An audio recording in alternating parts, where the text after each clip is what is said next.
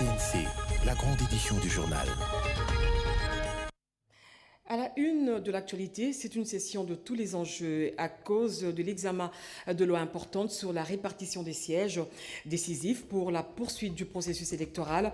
Pour cette session de mars, 14 projets de loi, y compris 53 arriérés, vont être débattus au cours de cette plénière de mars. Et puis pose de la première pierre par le Premier ministre pour la construction d'un nouveau bâtiment du secrétariat général à la primature. Ce bâtiment administratif va permettre d'archiver tous les documents du gouvernement de la République, à suivre dans ce journal. Enfin, coup de projecteur Anne Docho dans la ville de Goma, où 5 agents de liaison du mouvement rebelle M23 ont été arrêtés par le service de renseignement dans la province du Nord Kivu. Ces derniers avaient comme activité de recruter les jeunes gens moyennant une somme d'argent pour rejoindre le M23. Ça sera tout pour les titres. Mesdames, Messieurs, bonsoir et bienvenue aux 20h. Je l'ai dit au sommaire, le service de renseignement des forces loyalistes de la ville de Goma vient de mettre la main sur 5 agents de liaison du M23. Ces derniers sont chargés de recruter des jeunes gens moyennant une somme d'argent. Ils ont été présentés par le porte-parole des FRDC de la province du Nord Kivu, Marie-Noëlle Kabouya, pour le reportage. Le recrutement des éléments de M23/RDF se porte bien dans la ville touristique de Goma. Le service de renseignement de l'armée loyaliste a mis la main en début de cette semaine sur 5 agents de liaison de cette coalition qui recrute le jeune. Ils ont été présentés par le porte-parole de l'armée loyaliste en province du Nord Kivu ce 21 mars 2023. Comme les autorités l'ont toujours souligné, c'est que le M23/RDF continue à sensibiliser nos jeunes pour que ces derniers puissent adhérer à leur mouvement avec des promesses fallacieuses. Aujourd'hui, en ma présence, vous avez ces jeunes gens qui ont été sensibilisés par le M23/RDF pour qu'ils puissent recruter les jeunes Congolais et qu'ils puissent adhérer à leur mouvement. Grâce à la veille de nos services de renseignement, nous avons pu mettre la main sur ces gens. Asante Bizimana a été recruté pour trouver des jeunes en faveur du mouvement du M23. Déjà une semaine que j'ai été appelé, comme quoi je peux les aider puisque c'est un collègue de classe et de la première année secondaire qui est là, qui m'avait appelé, non? Est-ce que tu ne peux pas nous aider? On va te faire d'argent. Si une fois tu parviens à nous faire au moins les jeunes, une fois tu nous fais au moins 20 jeunes, on va te faire $100. Alors, vu la pauvreté que j'ai facilement accepté. C'est hier et aujourd'hui que j'ai commencé au moins à le faire et on a mis la main sur nous. Pour sa part, le lieutenant-colonel Njiki Kaiko, porte-parole de l'armée au Nord Kivu, appelle le jeune à n'intégrer que l'armée loyaliste. Si les jeunes veulent faire l'armée, que les jeunes viennent s'enrôler au sein des forces armées de la République démocratique du Congo. Vous êtes sans oublier que le recrutement s'organise dans toutes les provinces et à tous les niveaux. La traque du réseau des recrutements pour le compte des terroristes du M23 se poursuit. Entre-temps, le ministre britannique du Développement et de l'Afrique est arrivé dans la ville de Goma, à l'est de la RDC. Andrew Michel est allé s'enquérir de la situation sécuritaire qui prévaut dans la partie est du pays. À sa descente d'avion, il a été accueilli par le maire de la ville de Goma avant de s'entretenir avec le gouverneur militaire. Reportage. Le ministre britannique du Développement et de l'Afrique, M. Andrew Mitchell, séjourne à Goma depuis ce mardi 21 mars 2023. Il vient s'imprégner de la situation qui prévaut actuellement dans la partie est de la RDC. Il a été accueilli par le maire de Goma, Kabea Makossa François. Aussitôt arrivé, il a eu un échange fructueux avec le gouverneur militaire du Nord Kivu, le lieutenant-général Constant Ndima, et les membres du comité provincial de sécurité d'une vingtaine de minutes dans le salon d'honneur de l'aéroport international de Goma. Je suis le ministère du Développement en Grande-Bretagne. Je suis ici pour 3 jours en DRC, un jour ici à Goma, et je suis ici pour voir ce qui se passe ici, je suis très contente de visiter aujourd'hui et merci beaucoup pour votre accueil. Il faut noter que dans la suite de ces membres du gouvernement Rishi Sunak, on pouvait noter la présence de l'ambassadrice de la Grande-Bretagne accréditée à Kinshasa, Madame Emily Maltman. Sachez aussi qu'une forte délégation de la Commission paix et sécurité de l'Union africaine est à Kinshasa. Elle a eu une longue réunion avec les membres du gouvernement conduit par le vice-premier ministre, ministre des Affaires étrangères, Doris Mozo. Henri Amaury pour le reportage. C'est un face-à-face décisif, une occasion que le gouvernement congolais attendait depuis septembre dernier. La délégation du Conseil de paix et de sécurité de l'Union africaine est à Kinshasa dans une mission de 48 heures pour palper les réalités de terrain. Le chef de la délégation, Willy Nyamitwe, félicite le président de la République, Félix Antoine Tshisekedi Tshilombo, qui privilégie la voie diplomatique pour la résolution de la crise. Le Conseil de paix et de sécurité de l'Union africaine réaffirme son engagement de préserver la souveraineté de la République démocratique du Congo pour son développement socio-économique. Elle salue au passage le pas franchi tout en condamnant les actes de barbarie et appelle à la cessation des hostilités. Christophe Lutundula Palapena Pala, vice-premier ministre, ministre des Affaires étrangères et de la coopération internationale, qui avait à ses côtés le ministre de la Défense nationale et le vice-ministre de l'Intérieur, a, au nom du gouvernement congolais, apprécié la présence de cette délégation à Kinshasa alors qu'il faisait l'état des lieux. Le gouvernement congolais souhaite que cette visite soit une occasion pour le CPS de se faire sa religion et de proposer des solutions africaines aux problèmes africains. Un mémorandum du gouvernement congolais qui reprendra ses attentes sera remis à la délégation de l'Union africaine. La délégation représentée par le représentant permanent du Burundi à l'Union africaine, Willy Nyamitwe, sait ce qu'attend la République démocratique du Congo. La mise en œuvre des mécanismes de Luanda et de Nairobi reste d'actualité et est très attendue par les populations de la République démocratique du Congo. La condamnation du Rwanda doit être effective pour rétablir et sauvegarder les valeurs africaines. Je l'ai dit en titre, la plénière de ce mardi à la Chambre basse du Parlement a permis de procéder à l'adoption du projet de calendrier de la session ordinaire de mars 2023. La répartition des matières en commission a été plutôt adoptée, moyennant amendements et observations par les élus du peuple pour cette session de mars. 14 projets de loi sont des nouvelles, y compris 53 arriérés. Toutefois, le calendrier reste ouvert selon le président de la Chambre basse du Parlement, Sylvie Mwimbo. Bernard Baudot. Dans les matières législatives, 4 textes de loi transmis au Sénat pour examen en seconde lecture, une loi modifiant et complétant l'ordonnance loi portant création de la taxe de promotion de l'industrie renvoyée par le président de la République, Félix Antoine Tshisekedi Tshilombo, pour une nouvelle délibération. 53 projets de loi sont des arriérés législatifs, 14 nouvelles matières. Ainsi, l'Assemblée plénière a adopté, moyennant amendements et observations, le calendrier des travaux de la session ordinaire de mars 2023 et la répartition des matières en commission. Conduite par le président Christophe Mbosoko-Diapwanga, les élus nationaux ont soumis au débat quelques matières. À titre d'exemple, la proposition de loi portant création, organisation et fonctionnement de l'Ordre national des ingénieurs en bâtiment et travaux publics a été supprimée du calendrier par son auteur, ainsi que la proposition de loi modifiant et complétant le décret du 30 janvier 1940 portant code pénal dans la lutte contre la corruption. S'agissant du projet de loi portant répartition des sièges par circonscription pour les élections législatives, nationales, provinciales, municipales et locales, une rencontre est prévue entre le bureau de l'Assemblée nationale et celui de la Commission électorale nationale indépendante.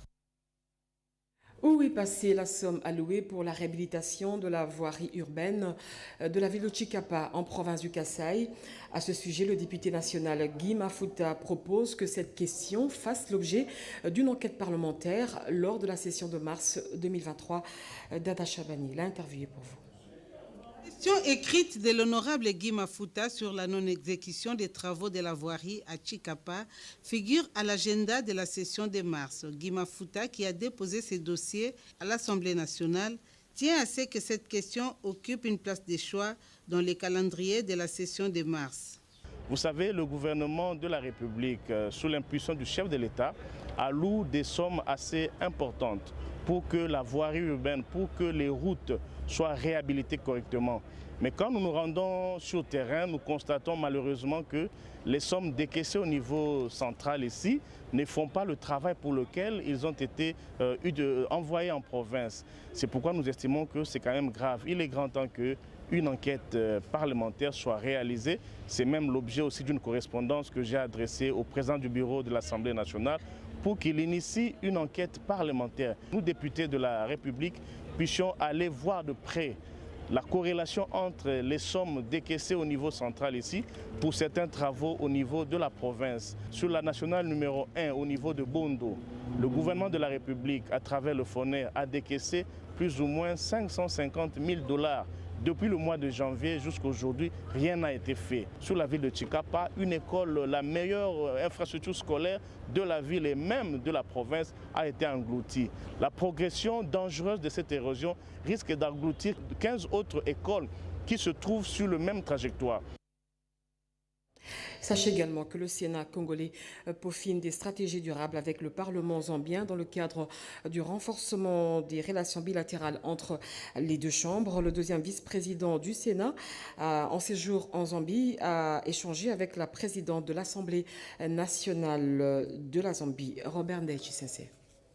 Parlementaire au Sénat, le deuxième vice-président du Sénat, honorable Sangoma Temongo de Mosai, a échangé avec la présidente de l'Assemblée nationale de la Zambie, Madame Nelly Mouti, sur les stratégies à prendre pour la création du groupe d'amitié RDC Zambie. Le vice-président de cette institution zambienne, Moses Moyo, lui a fait des propositions concrètes au deuxième vice-président du Sénat pour améliorer les relations entre le Sénat congolais et l'Assemblée nationale zambienne.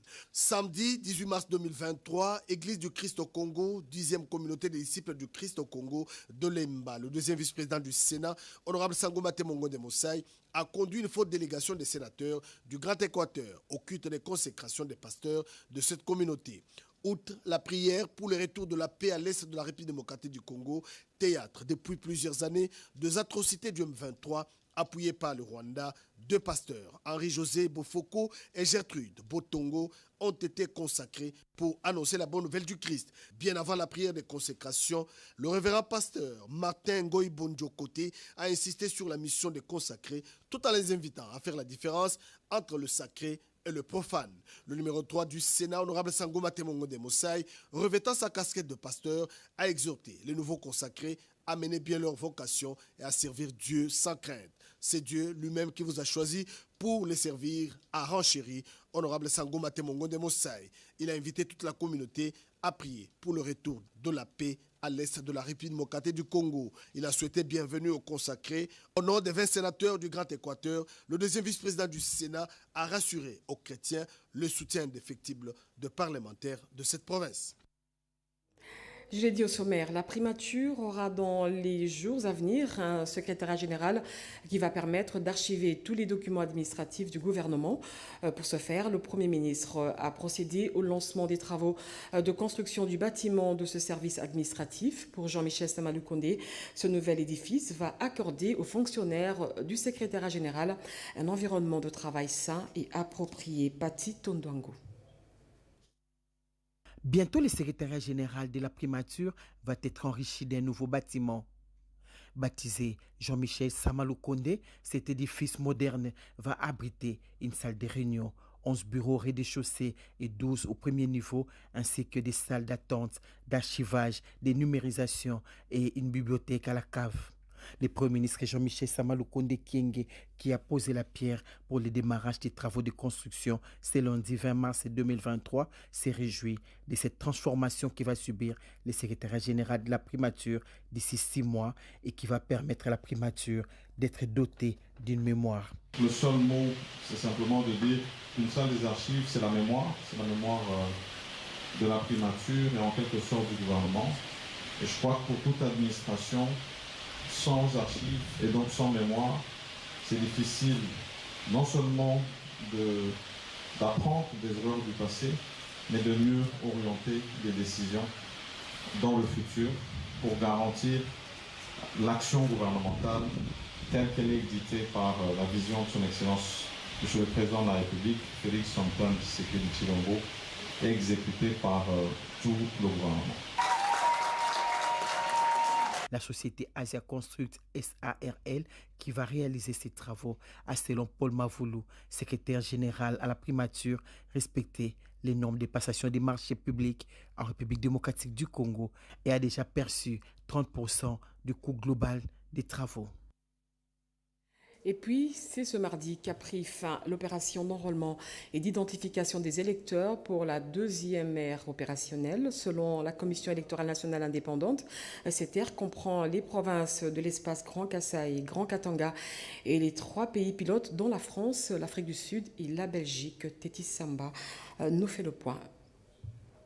La deuxième phase d'identification et d'enrôlement des électeurs est terminée. La Commission électorale nationale indépendante a officiellement clôturé ses opérations ce lundi 20 mars 2023 sous les 9 provinces de la République démocratique du Congo et 3 pays étrangers que compte cette deuxième ère opérationnelle. En Belgique, pays de l'Europe de l'Ouest, plus de 3500 Congolais se sont présentés pour se faire enrôler dans l'avenue Marie de Bourgogne, au siège de la représentation diplomatique congolaise à Bruxelles. Débuté le 25 janvier 2023 à l'ambassade de la République démocratique du Congo, ces opérations qui devraient se terminer le 23 février dernier ont connu 25 jours supplémentaires. Le bilan est satisfaisant et selon la présidente du bureau d'identification des électeurs, Mme Marie Thibola. D'autant plus que le nombre des personnes enrôlées n'est nullement négligeable au regard des distances parcourues par ces Congolais pour remplir pour la première fois à l'étranger leur devoir civique. Un fait encourageant pour le numéro 1 de la centrale électorale de Nikadima Kazadi qui affiche son optimisme avec l'appui de toutes les forces vives de l'institution qu'il dirige quant à la tenue dans le délai constitutionnel des élections générales le 20 décembre 2023. Les centres d'inscription d'électeurs officiellement fermés débutent enfin une bonne semaine encore la période des recours en vue de gérer d'éventuels cas de contentieux et une équipe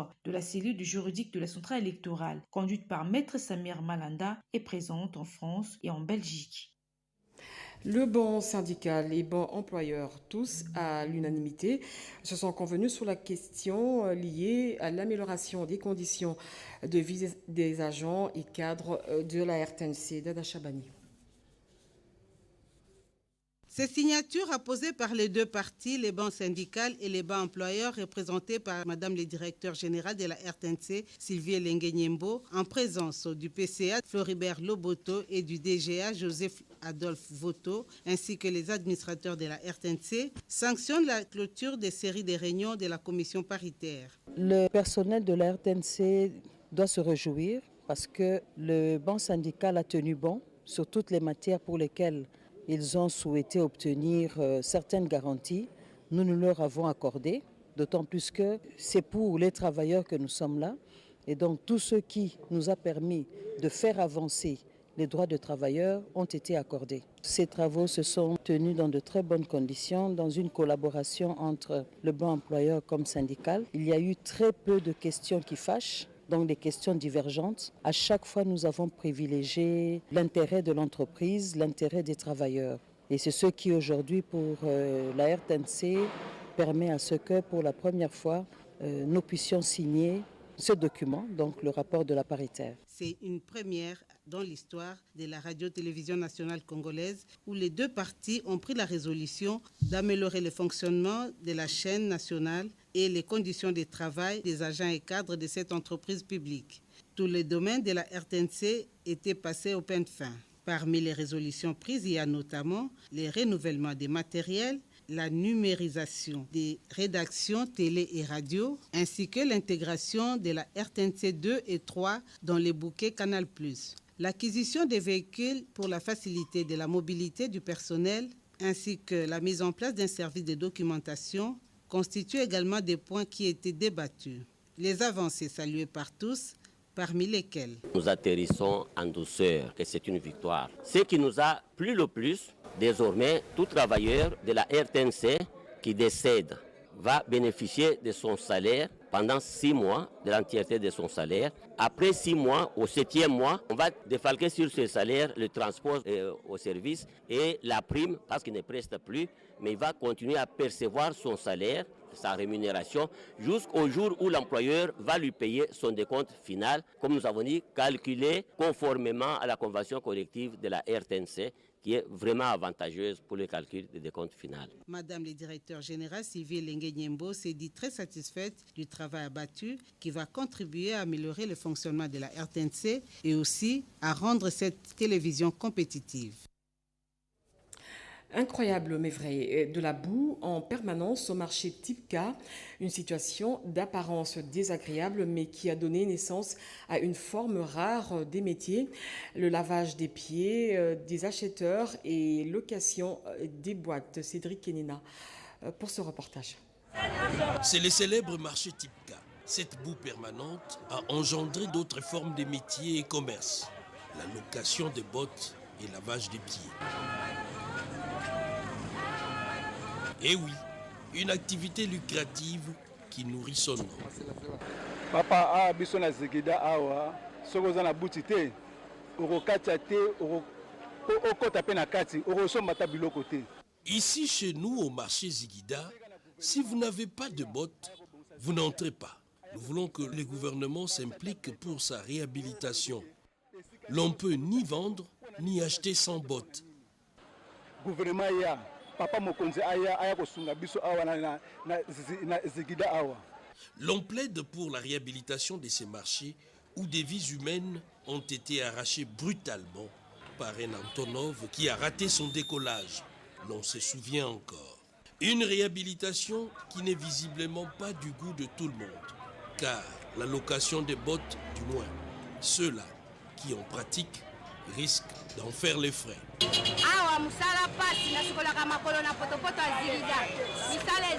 Pas de bottes, vous n'entrez pas. Moi, je lave les pieds des gens qui entrent sans bottes et moi, je vis avec ça. Et si vous décidez de réhabiliter ces marchés, notre boulot c'est fini. Les marchés à la boue, qualificatif peu flatteur, serrer les fruits selon les témoignages recueillis sur place d'un désordre dans les constructions qui empiètent sur l'emprise publique et bouchent certains collecteurs. Au-delà d'un simple constat, ces marchés ont aussi, dans une moindre mesure, les symboles de la résilience des Quinoises et Quinois. La recherche de l'équilibre entre la province en matière de développement, c'est l'une des missions dévolues à la Caisse de solidarité qui examine justement le besoin de la province du Tanganyika. Le gouverneur de province était avec le directeur général de la Caisse nationale de péréquation, Yvette Makoutima. Province nantie et moins nantie, le développement harmonieux reste le point de convergence entre entités territoriales décentralisées. Quoique potentiellement riche, le Tanganyika a besoin de la Caisse nationale de péréquation pour son développement. Ponts, routes et autres ouvrages d'intérêt communautaire, la gouverneure de cette province, Julie Ngungwa, résume sa politique en un mot, désenclavement. Nous connaissons un problème très sérieux d'infrastructure, la réhabilitation de routes, la construction de ponts. Et aujourd'hui, la province se retrouve presque enclavée. Donc, j'ai des problèmes à accéder au territoire. J'ai 6 territoires et surtout pendant la saison des pluies, c'est impossible.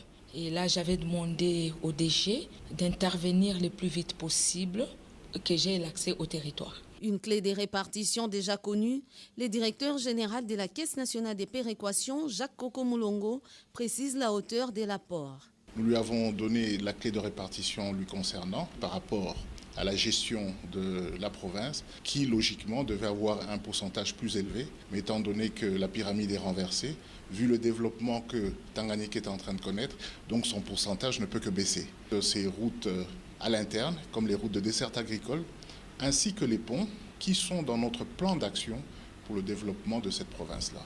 Avec ses près de 2 482 000 habitants, sur une superficie de 134 940 km², les Tanganyika, en dehors des ressources minières, a plus que besoin des routes, des dessertes agricoles pour revaloriser ses terres et se hisser au rang des greniers agricoles. Remise des véhicules et mobilisation des recettes, c'est le fruit d'un partenariat entre le gouvernement de la République à travers la douane et l'African Union qui a produit ces résultats encourageants. Suivez ce reportage de Cédric Kenina. Du partenariat entre African Union Financial Service et la Direction générale de douanes et accises, que AFS vient de livrer ses lots importants de matériel roulant au profit de la DGDA pour qu'elle mène à bien sa mission première, celle de maximiser les recettes pour les comptes du Trésor public. Les conditions de travail, depuis un certain temps, n'étaient pas réunies, faute de ces équipements. Aujourd'hui, c'est devenu une réalité. Aujourd'hui, nous pouvons recevoir ces équipements qui vont vous permettre d'améliorer nos recettes, de les maximiser et pourquoi pas de dépasser les assignations qui nous ont été attribuées par le gouvernement. Les DG d'AFS donnent ici la liste de matériel livré à la Direction générale de douanes et accises. Ainsi que vous le saviez, la vision de Africa Union Financial Services, RDC, AFS en sigle, reste celle d'offrir des prestations qualitatives à la satisfaction de son partenaire qui est la DGDA. AFS, notre société, ne ménagera aucun effort pour créer une culture d'excellence et de responsabilité envers son partenaire.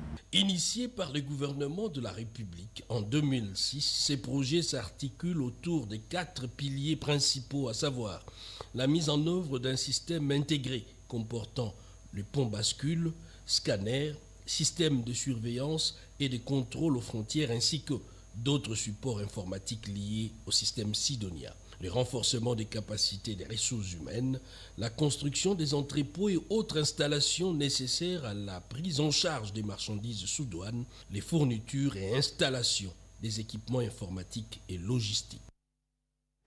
Pénurie de la farine de maïs dans l'espace Grand Katanga.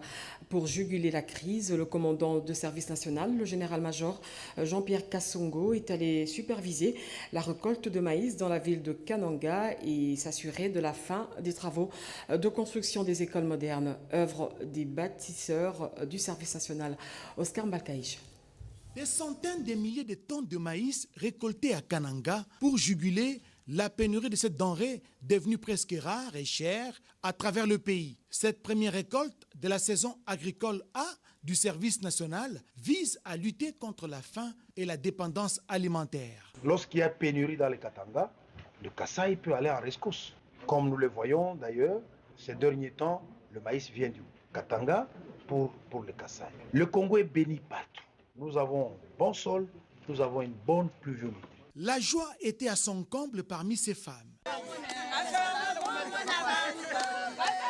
Un bâtiment de 18 salles de classe équipées, en plus des bureaux administratifs, cette école construite dans la commune d'Nganza est l'œuvre du premier bataillon des bâtisseurs du service national. La plupart de ces jeunes sont issus des mouvements des jeunes désœuvreux, communément appelés Kuluna, aujourd'hui totalement transformés. Ils sont maintenant utiles à la nation. Ces salles de classe n'attendent que recevoir des élèves. Des écoles de ce genre, Kananga en comptera 3. C'est notamment au village de Kanyoka et à Katoka. Également à Chimbulu, dans les territoires de Dibaya, Ndemba et Kazumba ne sont pas en reste. Ici, les travaux de construction des écoles modernes avancent à pas de géant. Le service national veut construire une école par territoire. À retenir que ces constructions n'ont rien à voir avec ce qui s'est fait dans le cadre du programme de développement à la base des 145 territoires.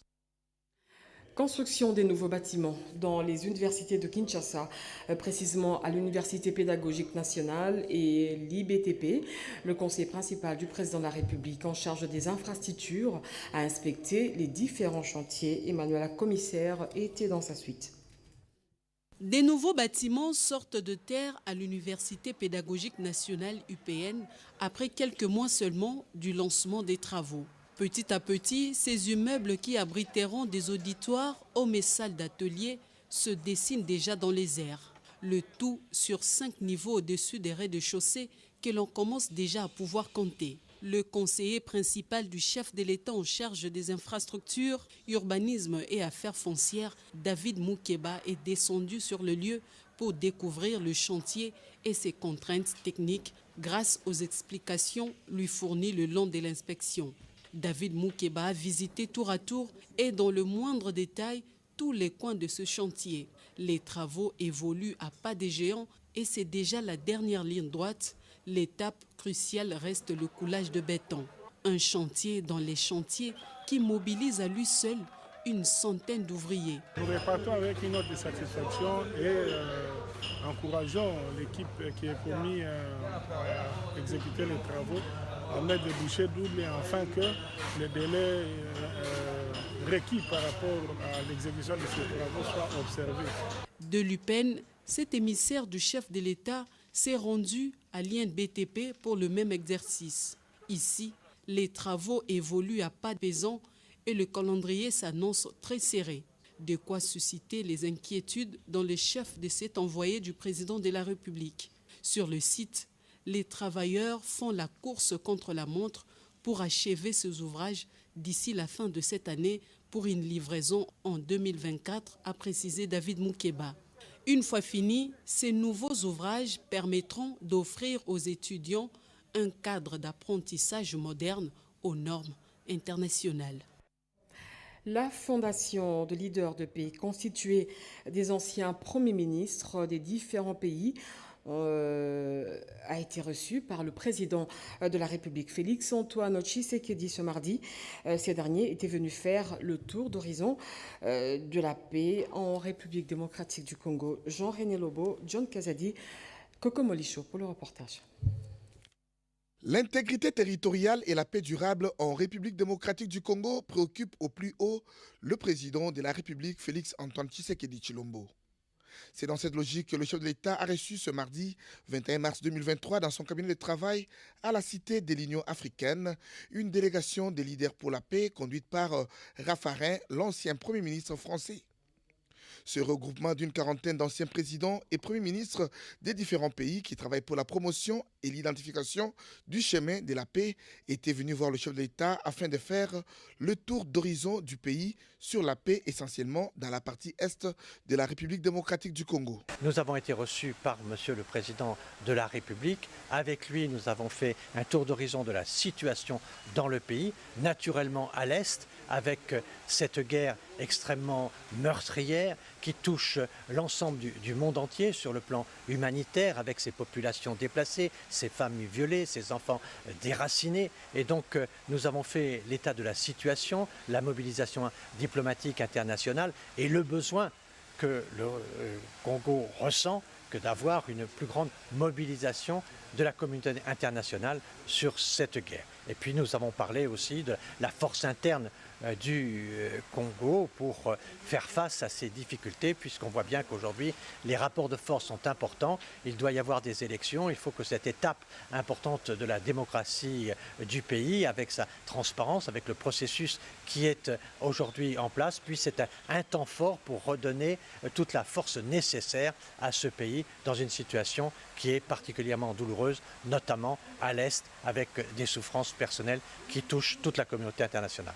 Cabinet Komara, ancien Premier ministre guinéen, est resté quant à lui impressionné par la volonté du chef de l'État de mobiliser toutes les organisations sous-régionales pour la paix en RDC en vue de la tenue dans le délai des élections apaisées en République démocratique du Congo. Je sais que nous avons été extrêmement impressionnés par la volonté du président de coopérer avec l'ensemble des organisations sous-régionales pour mobiliser toutes les forces pour accompagner le Congo. Et je dois dire que aussi ce qu'il nous a dit pour les élections, à savoir sa volonté de tenir les élections à date, mérite que ceci soit accompagné par la communauté internationale pour que, enfin, comme l'a dit M. Raffarin, ces élections soient tenues à date et c'est très important pour renforcer le Congo. La Fondation des leaders de la paix reste mobilisée pour la promotion de la paix et la cohérence en République démocratique du Congo. L'Union pour la démocratie et le progrès social, parti au pouvoir, et le Congrès national africain de l'Afrique du Sud s'engagent à renforcer leur coopération bilatérale. Pour ce faire, Augustin Kabouya, secrétaire général de l'UDPS, a procédé hier lundi à l'ouverture d'une école mixte UDPS-ANC sur la gouvernance et la démocratie. Alain Bikaï pour le reportage. L'école mixte UDPS Congrès national africain ANC de Tata Madiba Nelson Mandela, icône de la politique africaine. Pendant 4 jours, ces deux grandes formations africaines membres de l'Internationale socialiste vont partager les expériences sur la gouvernance et la démocratie. Fort de sa longue expérience en matière électorale et la conservation du pouvoir en Afrique du Sud, l'ANC veut développer les relations bilatérales avec les partis chers au Sphinx délimité. À l'ouverture de ces assises le lundi 20 mars, le chef du parti présidentiel a appelé les participants à lucidité pendant ces échanges. Montrons à nos partenaires que nous avons des soucis d'entendre. À ce moment-là, ils auront le courage de nous transmettre ce qu'ils ont comme expertise. Plusieurs cadres n'ont pas caché leur satisfaction. Nous avons la responsabilité de gérer la cité, de gouverner la cité. Et avec les camarades de l'ANC, on va partager ces expériences-là pour savoir ensemble comment faire, comment corriger, comment améliorer la gouvernance de nos différents pays à travers nos différents partis politiques. Nous devons nous inspirer de toutes les méthodes, de toutes les stratégies que l'ANC a mises sur pied pour conserver le pouvoir pendant plus de temps. Des séances pareilles doivent avoir lié régulièrement. Et non seulement avec l'ANC, il y a beaucoup de partis frères. Nous devons avoir les bonnes idées, comment eux organisent les élections chez eux, ils les gagnent comment, et nous allons aussi emboîter le pas. Le train des élections est en marche au parti présidentiel. Le nombre des entreprises œuvrant en RDC est passé de 500 à plus de 1000. Cela grâce au plan directeur d'industrialisation. Ces chiffres ont été livrés par Julien Paluku, ministre de l'Industrie, lors des échanges avec les membres de la Fédération du Congo de la province du Nord Kivu. Eric Kabamba pour le reportage. Les jours dans la partie nord de la province du Nord Kivu, le ministre de l'Industrie, Julien Paluku Kaonga, a été face aux différentes couches sociales, dont la crème intellectuelle, le parti politique, les opérateurs économiques, les motocyclistes, les agriculteurs et les sportifs. Le ministre de l'Industrie a donné les détails sur le processus d'industrialisation de la RDC avec des réformes menées grâce au plan directeur d'industrialisation chiffré aujourd'hui à 58,4 milliards de dollars américains avec ses différentes composantes dans les zones économiques spéciales qui offrent des avantages fiscaux, parafiscaux et douaniers aux investisseurs, tant nationaux qu'étrangers. À cette occasion, le patron de l'industrie a invité la Fédération des entreprises du Congo, FEC, de s'approprier la zone économique spéciale des Mouzienene. Depuis que je suis là, à la tête de ce ministère, quand j'ai fait l'évaluation en fin 2022, on avait déjà financé à près de 50 millions de dollars les entreprises congolaises. Pour la renaissance de l'industrie congolaise, on vient de ressusciter la sucrerie de Kiliba. Parlant du grand projet panafricain de l'industrie des batteries électriques piloté par la RDC, Julien Paluku a donné des explications détaillées sur les différentes étapes déjà franchies dans le processus de l'installation de la première usine de fabrication des précurseurs des batteries électriques dans une zone économique spéciale transfrontalière basée dans la province du Haut-Katanga. Enfin, les femmes avocats du barreau de Kinshasa-Gombe, Commission Genre, ont organisé une journée de réflexion à l'occasion du mois dédié aux droits de la femme, placé sous le thème « Nouvelles technologies de l'information et de la communication » comme outil pour améliorer la compétitivité du métier d'avocat. Présente à cette cérémonie, Nicole Boacha, directeur de cabinet adjoint du chef de l'État en charge des questions juridiques, Kibambe Somo et Kokomolicho. En ce mois international dédié aux droits des femmes, le barreau de Kinshasa-Gombe, Commission Genre, a convié les femmes avocats à réfléchir sur 3 principaux thèmes pour un monde digital et inclusif, innovation et technologie pour l'égalité des sexes, thème international, éducation numérique égalitaire pour la paix, l'autonomisation des femmes et filles à RDC, thème national, les nouvelles technologies de l'information et de communication comme outil pour améliorer la compétitivité du métier d'avocat, thème du barreau de Kinshasa-Gombe. Invité à intervenir au cours de la cérémonie d'ouverture de cette journée, Madame le professeur Nicole Toumba-Boacha, directeur des cabinets adjoints du chef de l'État en charge des questions juridiques, politiques et diplomatiques, s'est apaisantie sur le leadership féminin face au thème les nouvelles technologies de l'information et des communications comme outil pour améliorer la compétitivité du métier d'avocat. La femme en général, avocat en particulier, doit accéder aux nouvelles technologies qui ne sont pas du seul apanage de l'homme. L'oratrice a fustigé le complexe d'infériorité vis-à-vis de ces domaines qui n'est pas seulement réservé à l'homme. Qu'il n'est pas question qu'il y ait de complexe d'infériorité ni de supériorité, puisque nous vivons ensemble, il y a le seul complexe que j'adore, le complexe de complémentarité. Toujours. Et je le dis toujours dans mes émissions et dans mes conférences. Alors, comment inverser la tendance pour aboutir à un seul complexe, celui de complémentarité, qui permet un certain équilibre dans les rapports hommes-femmes? C'est depuis cette observation que je me suis dite, pourquoi on ne dirait pas aussi, tiens, il y a des femmes dans les nouvelles technologies et comment ces nouvelles technologies peuvent servir la cause des femmes. Au sujet toujours du leadership féminin, Madame le directeur de cabinet adjoint du chef de l'État a recommandé à la gente féminine de s'interroger sur ses droits à engager au-delà des droits déjà acquis, à savoir les droits d'accès aux nouvelles technologies de l'information et des communications. Tout en mettant l'accent sur l'Internet dans ce monde moderne, la lecture, la documentation dans des bibliothèques ne sont pas à négliger, a renchéri Madame le professeur Nicole. Merci de suivre ce journal. Le prochain, c'est à 23h avec José Baïtouambo. Moi, je vous dis au revoir et à la prochaine.